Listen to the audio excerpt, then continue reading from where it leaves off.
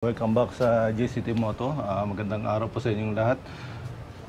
May bagong unit po tayo, Yamaha NMAX 2022. Actually hindi siya bago dahil 2022 model pa siya, pero bagong dating po natin na unit. Ito ay keyless, top of the line po ng NMAX. May odo na 12,000 mileage pa lamang, 12,000 km. So kitang-kita nyo naman, kitang-kita nyo naman po, napaka-kintab pa ng ating unit. So, bagong-bago pa talaga. So, ayan po ang ating NMAX. Malapitan lang po. Napaka-kintab pa niya. Ayun, kumikinang pa. Pwede ka pang manalamin. So, Yamaha NMAX 2022. Napaka-kapal pa ng gulong. Ayan po. Issue lang po ay wala na yung visor niya at ang side mirror, so bilihan nyo na lang po. Pagkuha kasi natin ng bangko ay as is na siya, kung anong itsura niya. Pagkuha ng bangko ay ayun na po siya. So kung ano man ang kulang ay dadagdagan nyo na lang. Anyway, napaka minor lang naman. Marami naman sa marketplace o sa market bentang mga magagandang side mirror. So ayan po ang NMAX natin 2022 model. Tinanggal ko muna yung plate number. Naglinis ako kanina napakakapal pa ng gulong. At subukan po natin panda rin Kilis ito ano? Hindi na tayo nagsusi, kaya mahirap sa kaliwang kamay. Push lang at twist. Empty lang siya, hindi tayo nakapag-gas. Ayun si NMAX natin. So sa mga interesado po dyan sa Yamaha NMAX, naghahanap po ng Yamaha NMAX sa murang presyo lang po, ay pwede na kayo magkaroon ng Yamaha NMAX na di pa namang kalumaan. Version 2 po ito. Version 2 keyless. Napakaganda. Kaya malapitan ang kintab, malapitan. Pwede pang manalamin. Yan, malapitan. Napakaganda. Sobrang lapit. Ayun, may minor scratch. Kita niyo ba? Minor scratch pero barely visible. Ayan siya. Lalim. Walang gasgas. Harapan, ABS. NMAX ABS 2022. August 2022 to siya nabili ng previous owner. So yan po ang kinakbo niya, 12,170 kilometers pa lamang.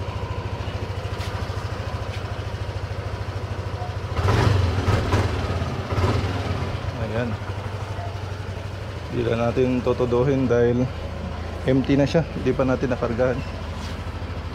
So serbato, yan, high beam, yun, high beam, ayun.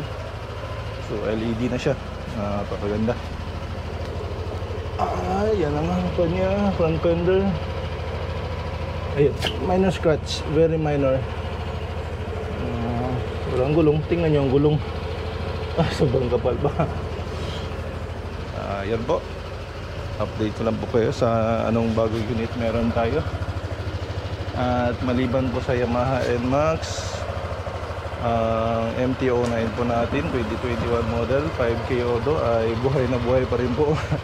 Inibenta rin po natin. At meron po tayong XRM 2024 Raider 150 Fi 2023, Yamaha Aerox 2023. Yan po, napakakapal din ng gulong, hindi pa natin nalinis. Bagong dating po itong mga unit na ito. Itong Yamaha Aerox ay 7K odo po. Then Mio Gravis 2023 model din, 1K Odo. Then Mio gear natin 2023 or 23 or 24, check ko lang later. 1K Odo din, di pa ng 2,000. So lahat po ito ay bagong-bago, batang-bata pa po. So much better po na kumuha na lang kayo ng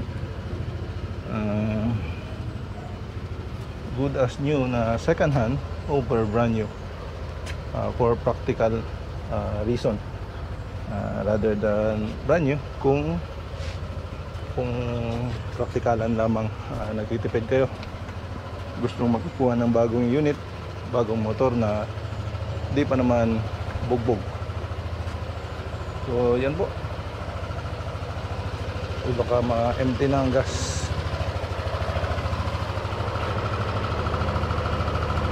Ang ganda ng kilis, no? Sarap magkilis. So ayun po mga kaibigan, sa mga naghahanap po ng mga motor na good as new na second hand, ay mag-PM lang po kayo sa page natin at sa itong sa channel po. Pwede po kayo mag-comment at baka may matipuan po kayo sa ating mga unit. So pwede nyo pong puntahan dito sa Davao or meet up na lang. So, recap lang po, Yamaha NMAX 2022, 12K Odo pa, 12,000 pa lamang ang Odo. So batang-bata pa po ang unit natin na ito. So ayun po mga kaibigan, sa mga interesado po sa Yamaha NMAX natin at iba pa nating motor, ay mag-message na po kayo sa ating page o mag-comment po dito sa ating channel. At pag-usapan na lang po natin ang presyo. So location po natin ay Davao City. Pwede nyo pong puntahan dito sa bahay or meet up na lamang po. So ayun po, maraming salamat po. Thank you very much sa pagnood ninyo. Alam.